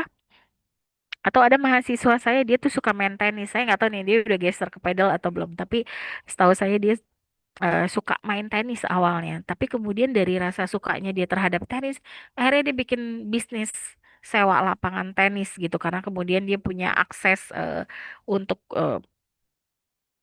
ke lapangan tenis. Akhirnya dia jadi sewain lapangan tenis. Jadi yang dari awalnya motivasi dia hanya karena suka main tenis gitu ya, dan awal mulanya main tenis juga gara-gara dia menghilangkan rasa jenuhnya dia, akhirnya sekarang bisa jadi menghasilkan uang. Nah, ini yang ingin saya bilang bahwa motivasi orang untuk mengkonsumsi sesuatu itu tidak sesimpel yang kita pikirkan dan sangat bervariasi gitu ya.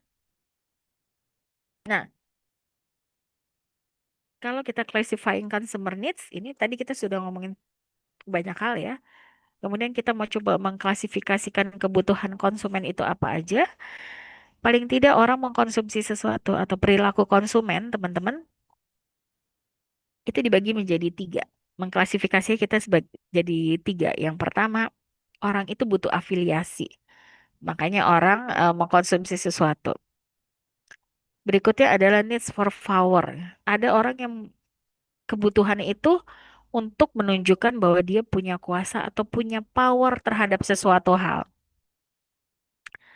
Atau justru kebalikan, orang need for uniqueness, dia mengkonsumsi sesuatu atau sebuah produk supaya kelihatan beda aja sama orang lain, supaya unik aja beda dibandingin orang-orang lain gitu ya. Jadi setiap orang mengkonsumsi sesuatu karena untuk memenuhi kebutuhannya yang beragam atau berbeda-beda gitu ya.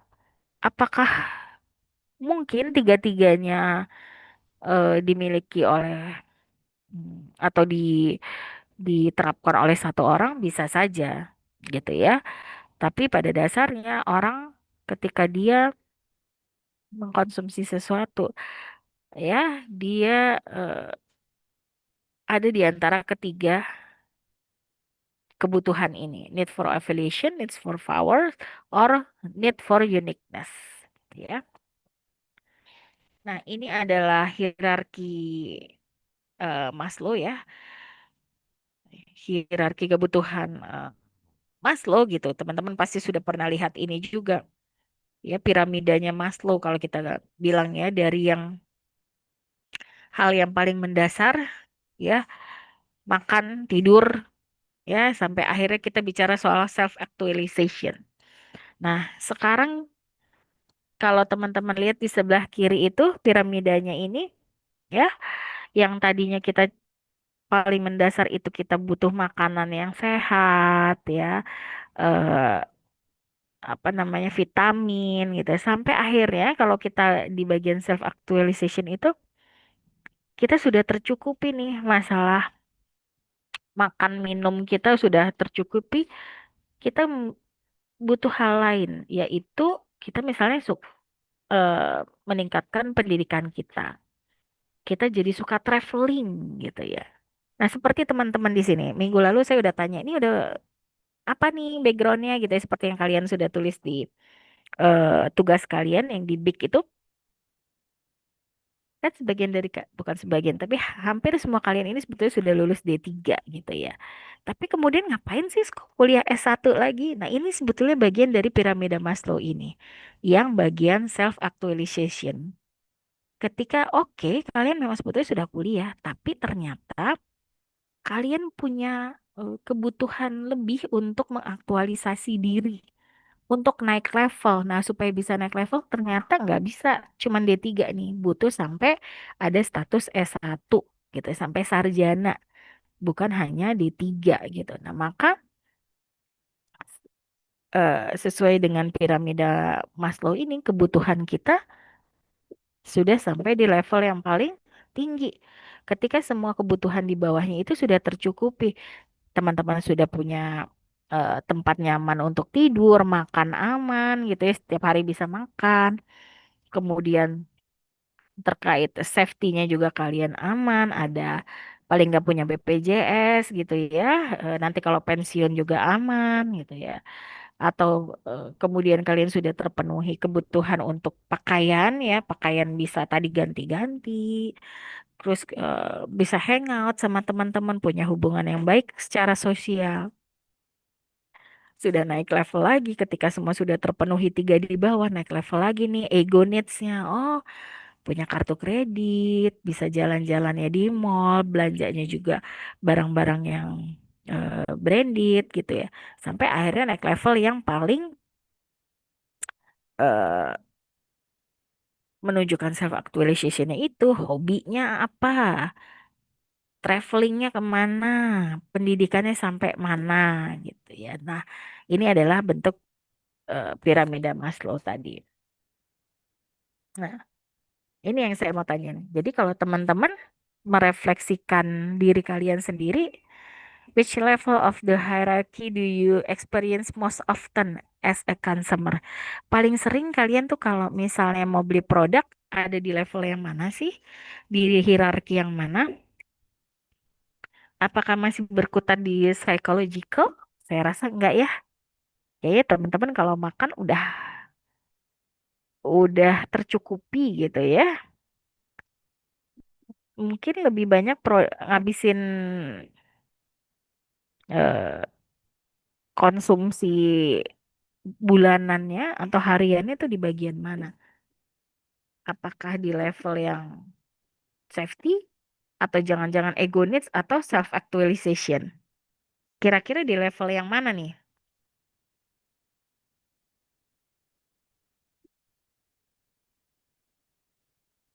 Coba. Kalau Mahesa deh, saya mau nanya nih Mahesa. Mahesa, biasanya kamu ngabisin atau spending money-nya itu ya di level yang mana nih sekarang? Saya pribadi itu masih di safety Lebih karena banyaknya di safety. banyak kan di safety. Tapi sebetulnya kamu sudah sampai level self actualization kan? Ada Iya, juga di sudah situ ada, masih tersebar, tapi konsentrasinya masih di safety. di safety ya. Oke. Kenapa kamu memilih untuk tetap lebih banyak di safety dibandingkan dengan yang lain? Karena safety sendiri itu benar-benar kebutuhan pokok paling dasar ya. Jadi di atasnya makan minuman dan makan dan minuman dan tidur itu kebutuhan pokok paling dasar yaitu papan, tempat tinggal. Kalau saya nggak fokus di safety, saya nggak bisa tinggal. Oke, menarik. Terima kasih Mahesa. Oke, mungkin Nita, ketua kelas, kira-kira udah di level mana nih Nita? Sama kayak Mahesa masih di safety sih, Miss. Tapi beberapa kali di belongingness sama ego needs beberapa kali aja. Oke, jadi umumnya masih di safety ya. Tapi saya mau tanya dulu, Nita punya hobi nggak? Hobi hobinya paling nyanyi sih, Miss. Nyanyi. Kalau memang Mm-mm. hobinya nyanyi, biasanya nyanyi di mana? Ke karaoke kah? Atau di mana?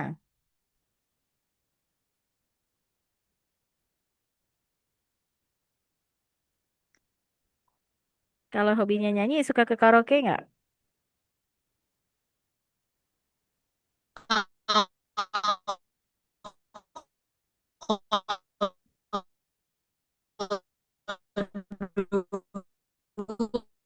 Hmm.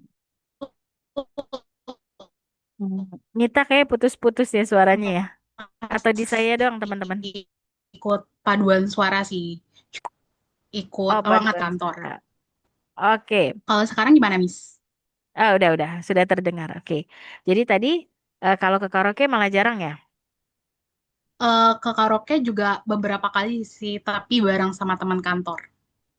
Oke, artinya ada self actualization yang kamu lakukan juga untuk mensupport hobinya gitu ya, sekali-sekali meskipun nggak sering.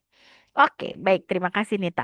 Nah, jadi teman-teman, em, kalau kita mau jawab pertanyaan ini di level mana, di hierarki mana eh, yang paling kita habiskan gitu ya, atau kita eh, spending money-nya sebagai seorang konsumen di mana ternyata ya mungkin dari teman-teman yang di sini dan saya juga saya rasa kita akan lebih banyak menghabiskan memang di safety ya. Tapi apakah bukan berarti kita menutup kemungkinan bahwa kita juga spending money-nya di self actualization karena saat ini banyak juga orang yang justru lebih banyak menghabiskan uangnya di self actualization dibandingkan safety-nya. Kenapa? Eh, Kita nggak bisa lepas dari istilah FOMO yang saat ini ada di sekitar kita. Ya, orang kadang tidak berpikir realistis, dia nggak mikir soal safety, dia nggak mikir soal psychological needs-nya, dia lebih mikir soal self actualization-nya. Nggak masalah, saya nggak makan sehat misalnya setiap hari, yang penting saya bisa traveling ke luar negeri gitu. Ya, ada orang-orang juga yang kayak gitu tuh. Irit aja makannya Indomie aja atau makannya cuma nasi sama telur aja tiap hari. Supaya apa? Nabung. Nabungnya buat apa? Bukan buat investasi gitu ya, bukan di bagian safety. Atau tadi Mahesa bilang misalnya mau eh, Indian rumah gitu ya, Pak, apartemen gitu, nggak begitu gitu. Justru dia spend money-nya tuh untuk traveling gitu, ke luar negeri. Karena pengen flexing, pengen kelihatan ke orang-orang, oh saya ada di sekarang di Singapura, besok di Jepang, besok lagi di Korea, besok lagi di Eropa gitu-gitu ya. Nah itu yang sebetulnya sekarang terjadi di kita. Oleh karena itu teman-teman, tidak selamanya piramida Maslow ini kemudian menjadi tahapan atau step yang dia harus berjenjang hierarki yang kalau udah orang di sini sekarang ke sini, kalau udah di sini sekarang di sini. Kalau pada masa eh, munculnya si teori ini, teori Maslow ini sudah cukup lama ya teman-teman, tapi memang masih bisa digunakan sampai saat ini. Pada masa awal munculnya Maslow ini di tahun kalau tidak salah sekitar 60 atau 50-an teori ini muncul. Ini memang kondisinya seperti ini. Hierarkinya memang hierarki kebutuhan itu seperti ini. Tapi saat ini kita nggak lagi melihat hierarki kebutuhan itu menjadi satu tangga-tangga yang harus dilewatin. Kadang orang loncat, yang tadi saya bilang itu. Dia nggak mikirin dia punya investasi, yang penting dia traveling. Dia tidak berpikir bahwa pensiun itu penting, yang penting dia bisa sekolah tinggi. Gitu ya. Jadi kadang kala setiap orang punya tingkatannya yang berbeda-beda dan bisa saja loncat. Artinya piramida Maslow ini tidak menjadi sesuatu yang baku dalam hierarki kebutuhan di masing-masing orang. Gitu ya. Oke, sampai sini kalau ada yang mau bertanya atau sudah jelas atau sudah mengantuk karena sudah jam 9.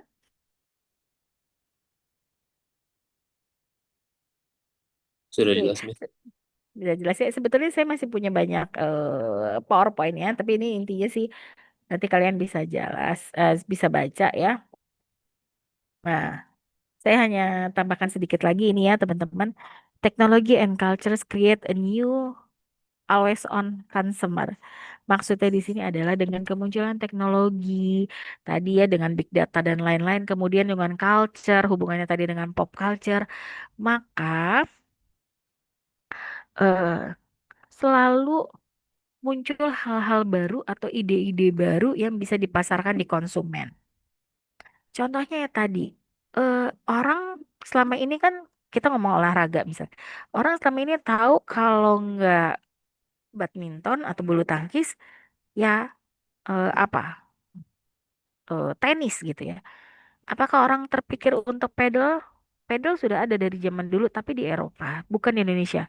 Tapi dengan kemunculan teknologi, dengan munculnya pop culture, maka selalu ada peluang bagi konsumen untuk mengkonsumsi hal-hal baru ya tadi si pedal ini akhirnya ada peluang bahkan sampai tadi soal hijab gitu ya. Teknologi and culture memunculkan kebutuhan-kebutuhan baru yang mungkin awalnya tidak kita pikirkan. Soal jilbab instan itu mungkin berapa puluh tahun yang lalu orang nggak kepikiran yang namanya jilbab instan. Orang hanya mikir yang namanya jilbab ya penutup kepala ya udah gitu. Harus dipakai dari lembaran kain bukan yang tiba-tiba bisa langsung seret dipakai gitu enggak gitu ya. Jadi teknologi and culture itu selalu menciptakan sesuatu untuk bisa dikonsumsi oleh orang. Nah, terkait dengan topik kita hari ini atau mata kuliah kita yang kita bahas di hari ini ya, makanya ini buying, having, and being ini sebetulnya hasil create dari dunia industri yang selalu memunculkan sesuatu yang awalnya tidak menjadi kebutuhan kita menjadi sesuatu yang kita butuhkan. Sesuatu yang mungkin sebetulnya tidak menjadi hal yang kita inginkan, akhirnya jadi kita inginkan. Ya, tapi bukan berarti mereka simsalabim memunculkan sesuatu itu out of nowhere sebenarnya enggak juga. Bahwa apa yang ada di sekitar kita itu memang kebutuhan dasarnya ada. Hanya sebenarnya nggak penting-penting amat gitu. Seperti contohnya tadi jilbab tadi gitu ya. Jilbab kan pada dasarnya sudah ada, nggak pakai yang instan pun orang sudah pakai hijab gitu. Orang berhijab dengan berbagai macam jenis gitu. Tapi kemudian perlu dimunculkan lagi ide baru, tren baru supaya orang mau tetap aktif melakukan pembelian hijab. Karena pada dasarnya saya rasa teman-teman yang pada pakai hijab di sini sama seperti teman-teman saya yang lain sudah punya hampir semua warna gitu ya. Hampir semua warna dengan berbagai macam jenis bahan sudah punya. Tapi ketika akhirnya muncul lagi ide baru, tadi yang si jilbab instan, akhirnya jadi mau beli lagi. Gitu ya. Jadi uh, buying, having, and being ini sebenarnya kita lagi mau ngomongin bahwa konsumen itu selalu didorong untuk mengkonsumsi sesuatu yang kadang-kadang tidak dia butuhkan. Gitu ya. Orang membeli sesuatu, memiliki sesuatu, atau menggunakan sesuatu gitu ya karena dia ingin menjadi atau memenuhi harapannya mengkonsumsi sesuatu tadi tanpa memikirkan itu sesuatu yang dibutuhkan atau hanya sekedar keinginan. Tadi sebetulnya poinnya adalah soal a needs and eh, wants, ya, sesuatu yang memang dia inginkan atau dia memang butuh gitu ya, needs and desire ini. Oke, eh mungkin itu dulu dari saya untuk malam ini. Nanti ini PowerPoint-nya akan saya kirimkan ke teman-teman ya. Sekarang kita ngabsen dulu sebelum lewat jamnya.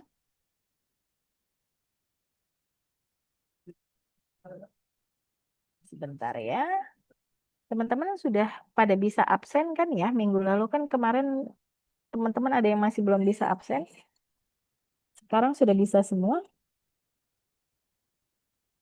Ah,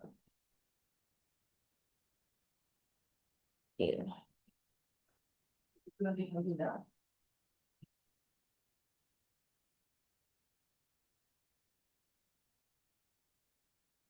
Silahkan yang bisa absen, absen dulu. Sudah terlihat?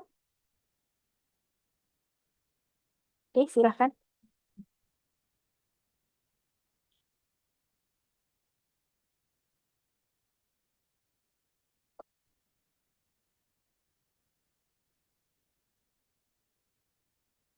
Ya, boleh, boleh. Boleh, silahkan, silahkan.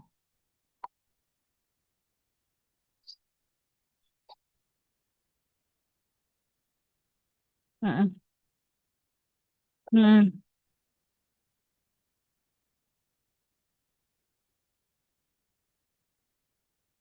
Mm-mm. Keren ya. Mm-mm.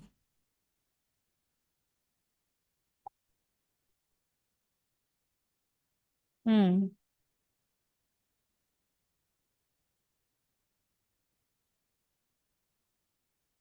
Oke, baik. Terima kasih Rizky.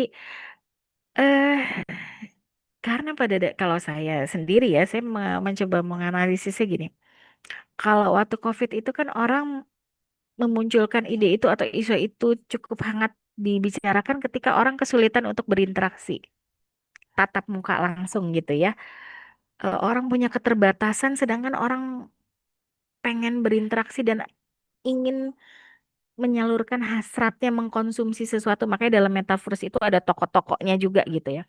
Intinya gini, manusia itu punya hasrat untuk melakukan sesuatu yang dia biasa lakukan secara offline gitu di dalam kesehariannya. Tapi kemudian ketika COVID orang jadi terkungkung, tidak bisa melakukan apa-apa, nggak bisa belanja, nggak bisa flexing, nggak bisa pakai baju-baju branded gitu ya, tas branded, karena kita lagi COVID. Nah, kemudian sekarang kan akhirnya eh, ketika semua sudah kembali normal, proyek itu akhirnya jadi kalau bahasanya pembangunan jadi kayak mangkrak gitu ya, karena orang akhirnya sudah bisa lagi tuh berinteraksi gitu. Ditambah lagi metaverse itu kan bukan sesuatu yang murah dan mudah ya gitu. Dan sangat terbatas orang yang bisa mengaksesnya sehingga proyek itu tidak mudah untuk dilakukan gitu. Ditambah lagi sekarang kan banyak bermunculan seperti apa Roblox ya. Kemudian yang tadi saya bilang zaman dulu tuh kita sudah punya namanya The Sims betul ya. Mainan-mainan seperti metaverse itu tapi main game gitu. The Sims ya. Nah, jadi ya orang tidak terlalu interest lagi dengan metaverse dan orang mulai sadar setelah kita sudah pasca COVID ya. Ngapain saya main metaverse? Ngapain saya invest di metaverse gitu? Kalau hal tersebut bisa saya lakukan di dunia nyata dan eh, lebih nyata gitu, apa transaksi yang terjadinya nyata, bukan sesuatu yang di awang-awang. Makanya akhirnya sekarang orang jadi ya tidak terlalu interest lagi dengan yang namanya metaverse itu. Sejauh ini sih itu ya yang saya lihat, ditambah lagi regulasinya kan agak agak sulit ya. Dan apa ya? Ini kan juga masalah keamanan ya.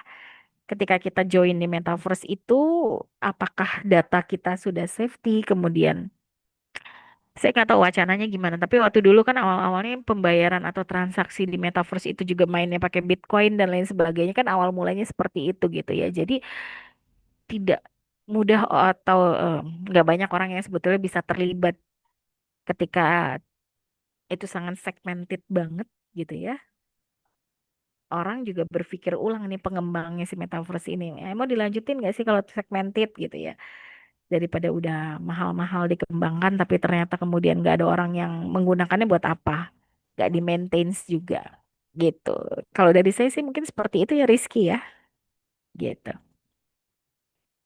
Oke, baik. Teman-teman sudah bisa absen semua. Saya stop share dulu ya sambil saya lihat.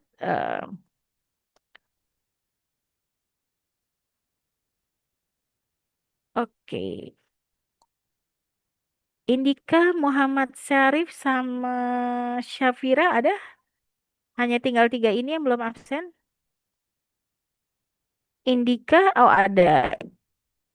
Indika, oke saya Sudah, akan Vin. absenin Muhammad Syarif. Muhammad Syarif ada nggak?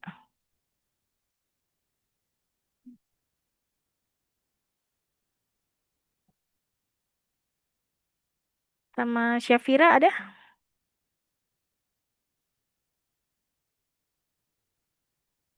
Ada ya. Oke. Baik teman-teman, kalau begitu kita bisa sudahi ini sudah jam 9 ya, sudah lewat dari jam kita, jamnya kalian beristirahat gitu ya. Oke, sebelum kita eh, sudahi kelasnya, kita boleh absen dengan print saya print screen dulu, boleh buka kamera ya? Oke. Ini semuanya pasang muka ini sejam dulu meskipun sudah jam 9. Oke, satu, dua, tiga.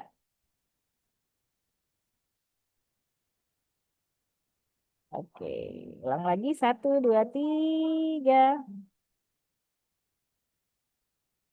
Oke, baik. Terima kasih teman-teman. Nanti materinya saya kirim ya dari grup WA kita supaya teman-teman bisa pelajarin lagi. Oke, baik. Kalau begitu, terima kasih semuanya. Selamat malam. Nanti kalau ada yang mau tanya-tanya lagi, kita sambung minggu depan ya. Malam, Oke, Miss. terima kasih. Terima Selamat kasih. Terima malam, kasih. selamat Selamat malam. beristirahat. Terima Iya, kasih. terima kasih.